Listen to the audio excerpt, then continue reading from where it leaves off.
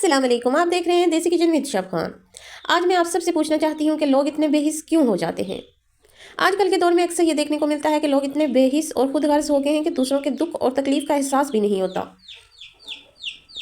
ये सिर्फ एक शख्स की बात नहीं बल्कि मुआशरे की आम हकीकत है। लोग अक्सर ये सोचते हैं कि दूसरों की मदद करना इनकी ज़ाती जिम्मेदारी नहीं, या ये काम कोई और करेगा, और यही सोच इन्हें बेहिस बनाती है।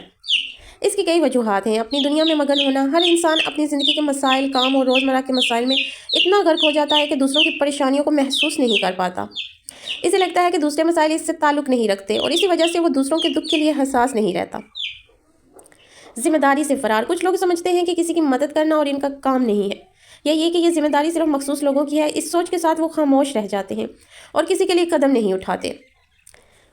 जब लोग रोज़ाना देखते हैं कि कोई दूसरों की मदद नहीं कर रहा, तो वो भी इसी रवैये के आदी हो जाते हैं। मुआशरती माहौल लोगों के रवैयों पर गहरा असर डालता है, और अगर सब बेहिस हों तो फ़र्द भी इसी रवैये को अख्तियार कर लेता है। कुछ लोग मदद करने से पहले सोचते हैं कि कहीं नुकसान ना हो जाए, ख़तरा ना हो, या बाद में इनके लिए मसाइल ना पैदा हों। यही सोच अक्सर लोगों को खामोश कर देती है, और वो किसी की मदद करने से कतरा जाते हैं।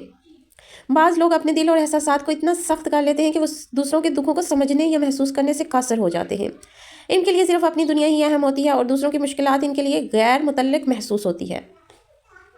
असल बात यह है कि इंसानियत सिर्फ देखना नहीं बल्कि महसूस करना, और जहाँ मुमकिन हो मदद करना है।